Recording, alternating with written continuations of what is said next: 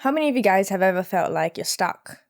Like a wedged tampon? It was like everyone was on this self-discovery journey, you know? Like discovering who they are, aligning your chakras. Even Lord has been discovering the transcendental power of the rays, absorbing on the beach, living her best life. In Secrets from a Girl, she reflects on how fast time has moved, and she reflects on her own growth journey. Do your best to trust all the rays of light. Everybody wants the best for you, but you gotta want it for yourself. And I was like, is this Kendrick Lamar's full studio album? Because I just felt this really incredible sense of frustration with who I was, and I felt like I didn't have this ability to articulate these deeper truths about myself. A lot of people have been talking about how they've become very like introspective, reflecting on themselves throughout the pandemic, and I felt like I haven't been doing that. Part of me felt like, am I still the same person as I was when I was 18? I gotta get out of this Tumblr depression era. So these books are supposed to change your life.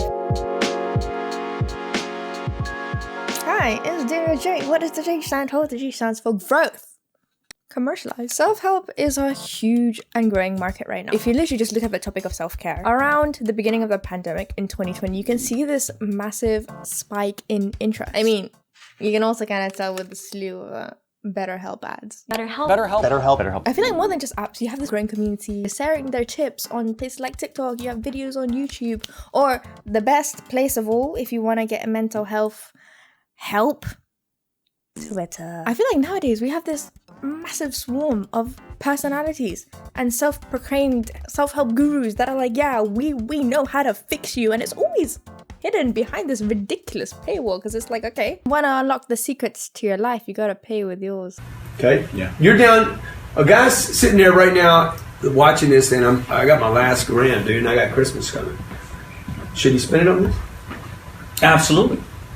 I would tell you the same thing. So anyway, I see self-help books coming in two big chunky categories, right? This one is entrepreneurial oriented. Think Rich Dad, Poor Dad. And I don't know if this is just a me experience or something every growing up poor immigrant Asian can relate to, but I have a history with this book. And the other one is more introspective, more lifestyle, think more mental health focused. How to win friends and influence people. 12 rules for life. Stop worrying and start living. Make your bed. Subtle art of not giving an F. I read this one.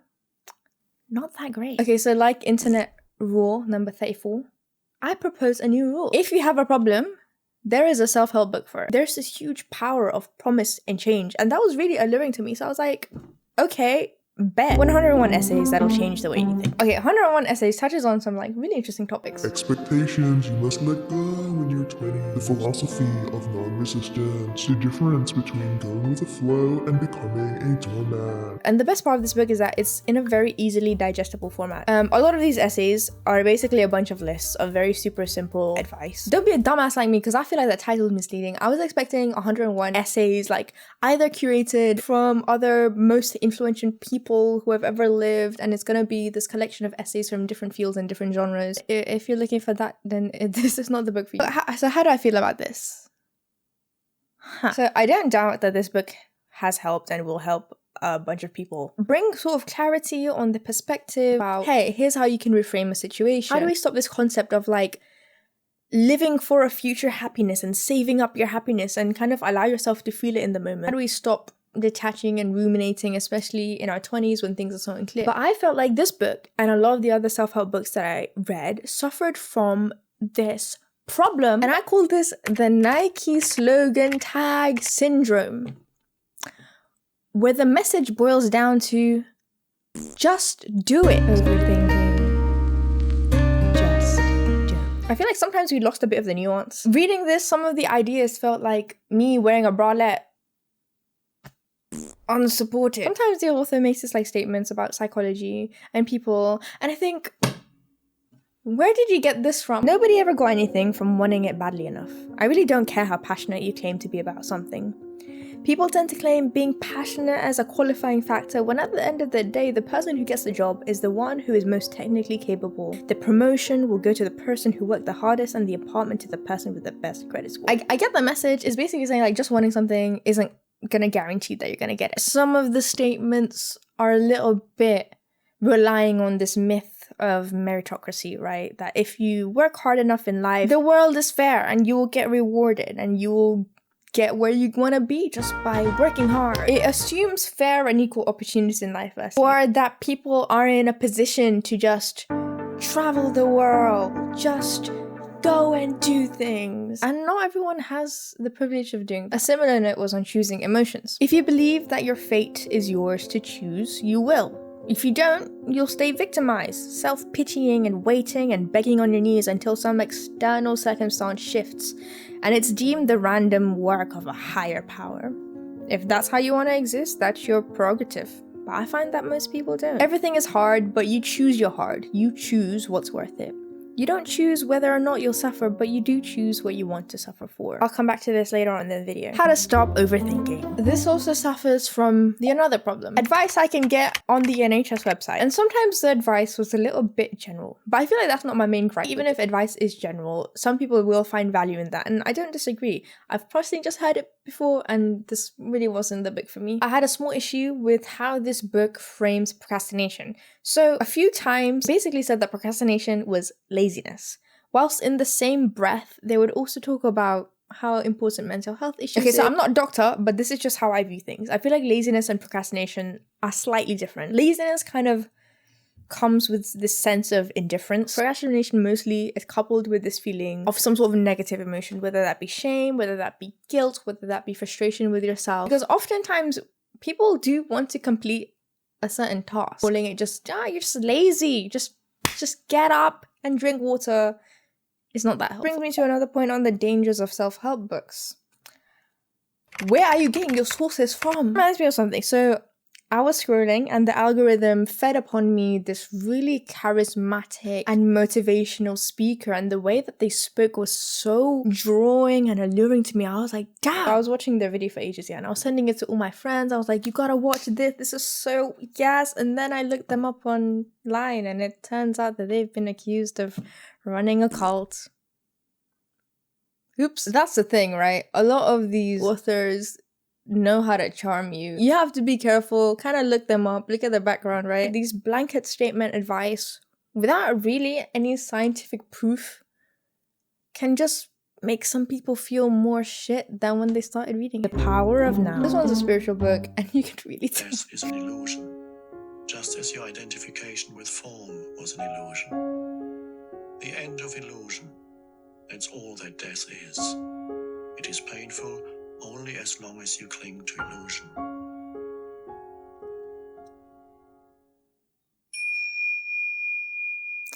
There we go. Michael Hart's message is really just relax. How do we become present in our life? How do you use presence to detach yourself from any negative emotion that you might feel? Be able to gain control and mastery over your body. How do we transform suffering into peace? And how do we use presence to help direct our goals? And I'm not gonna lie, the whole book kind of just reads like, quit, don't quit. Noodles, don't noodles. You are too concerned with what was and what will be. Yesterday is history. Tomorrow is a mystery, but today is a gift. That is why it is called the present. Okay, so like I read half of it and I was like, guess, interesting point. And then upon reflection, I had a few issues with it. The firstly is perhaps minor, but a lot of it was like condescending. If you don't understand something, then sometimes the argument was basically, yeah, well, you're not awake in your spiritual eye. And are you seriously ill and feeling angry now about what I've just said? And that is a clear sign that the illness has become a part of your sense of self, and that you are not protecting your identity. The next point, what is up with all these authors just demonizing negative emotions? A lot of people will be reading self-help books to kind of get rid of their negative emotions or thoughts, right? I don't mean to say we should lament in our emotions and just suffer forever, unlike Twitter and Tumblr would like us to do. But their message seems to kind of be like, all negativity is just a failure at yourself and not being able to control yourself. The message that at least I interpreted was that consciousness and active choice is the way out of your pain. A lot of the books kind of echoed similar sentiments. I mean, by all means, some of the techniques are great. Identify your emotions, seeing it from a third perspective, labeling it so that it doesn't overwhelm you. But sometimes it also sends this message that suffering is your own personal choice. If I choose not to feel a certain way, then I choose not to be upset. If only you can master emotions, then you can master your true self and unlock this like higher way of being in the world. I mean, I could be totally wrong, and emotions might be a choice. I also feel like it's kind of dismissive to regard all negativity as something wholly the burden and onus of the self, and ignores some of the physical conditions and problems of the world. I personally feel like teaching how to react to an emotion, how we process about our emotions, is more helpful and more useful. Kind of being non-judgmental about it versus this dogma that like, we make up problems for ourselves because, quote, there's something fun about making problems. But I don't know, I'm not a psychologist, so. Atomic Habits. This is the only book that I'd actively recommend. The Power of Now, I think it's interesting as a thought piece, but I feel like Atomic Habits is like the only one that was like actively useful. Advice might be simple, but that's a great thing. It's actionable. And I feel like James also provides life examples. Kind of like, how do we remove distractions from our life? Anyone can read this and feel like, okay, even I can do this, right? And I read this and I was feeling good. I was feeling euphoric, which brings me on to my next issue. I felt a sense of accomplishment. And yeah, in this case, that's kind of slightly an issue. I feel like I am the embodiment of DJ Khaled. I was like, another one, another one, another one, another one. But I'm in this cycle where I'm like 100 videos deep, 10 books added to my cart, 5 documentaries and a partridge in a pear tree. And that ties into my last problem. Self-help books are all useless. Unless you actually just do it. Books are an amazing tool, yeah? But that's just it. They are a tool. I don't know if anyone else does this, but when I read, I'm just kind of like, yes, I'm reading. Wow, look at me go. I'm reading. And it makes me feel accomplished. Honestly, I feel like I'm better than everyone else in the world. It's kind of action faking. I do this a lot in my life, especially at uni. Like, I used to just watch tutorials on computer science. And sometimes it is easier to kind of place the blame on ourselves because it's something that we can actually control most of the time, right? Versus this big idea of like society. At least for the self-help books I read, I felt like they were missing this perspective or acknowledgement that sometimes it is just social structures that keep people unhappy. And part of me feels like the self-care movement is kind of fake. Mental health conversation has really been warped into a tool for people to make money. Like, babes, Burger King does not care about your well-being. And you might be thinking, what's the point of this video? Well, I guess the point of it is really just like, just take guidance online and self-help books in general with a pinch of salt. I mean, I could be completely wrong. And I also feel like, okay, so this is like slight tangent. This could be a whole nother video in itself. Sometimes I feel like this whole self-care thing has been really like aestheticized to become just this thing that just feels superficial to me, like aesthetic setups here and there. I go yoga, I spend only 2 hours a day doing work, and it just feels unattainable. Or like, it's like, oh yeah, I meditate for like 3 hours a day and I'm totally indifferent to suffering and pain. At least the Western forms of self-care that I've kind of like seen online. And I don't know if fake is the right word, because it's not fake, but it just feels slightly superficial, like I need this and that and this and that to be able to have self-care, when sometimes self-care is literally just like eating some vegetables now and then, you know, having a small break or like stuff like that. I don't know. But anyway, thank you so much for watching all the way to the end.